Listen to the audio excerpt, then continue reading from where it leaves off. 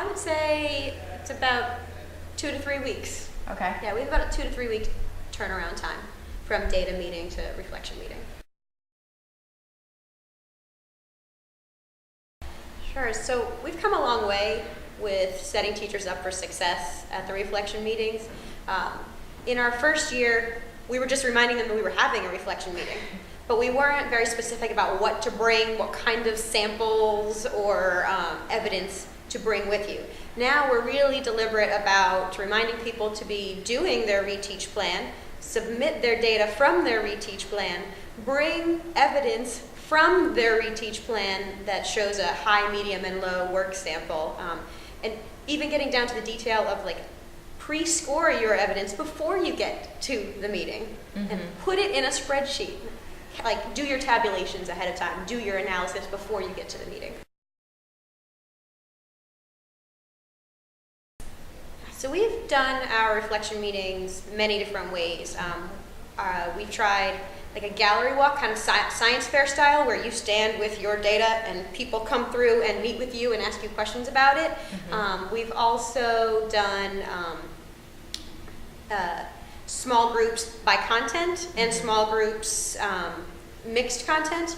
But all of our reflection meetings are whole staff, so it's everybody, our staff of about 60 teachers. Wow.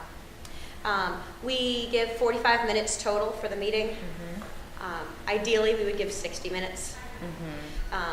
But our first few minutes are framing the activity and then closing the activity at the end. So it ends up being about 12 minutes, 10 to 12 minutes per teacher.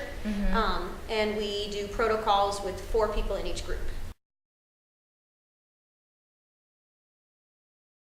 Well, in our first years, we weren't deliberate about what people should bring. We weren't necessarily getting what we wanted as evidence at the reflection meeting. So then we started 2 specific action steps. One was we offered incentives for who had the best stuff.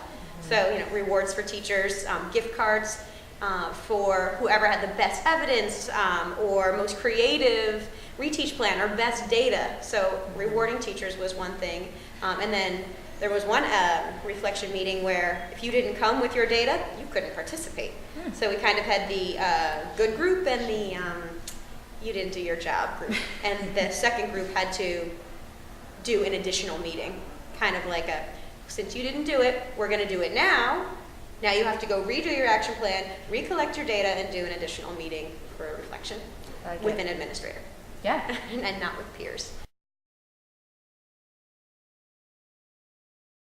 I think that we've set up a culture that's very non-evaluative, non-judgmental, and that's one big factor there is because it's teacher to teacher. So there's no administrator sitting in on your group. You're getting feedback from your peers and not from somebody that's evaluating you or giving you a score on your data.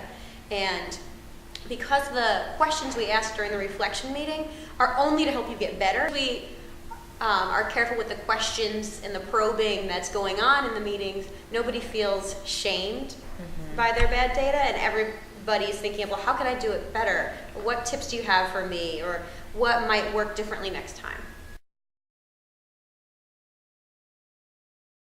For teachers with major red flag data, when they did the reteach and it still isn't working, that's an additional meeting to say, like, okay, let's do another action plan. Let's do it again. Now what's the data? It still didn't work.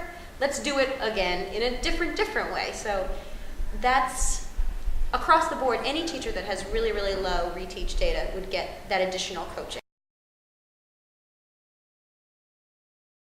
I think it's more purposeful and more beneficial for the teachers to dig into fewer questions, but to give it more time, rather than to try to talk about every single thing they did in their lesson.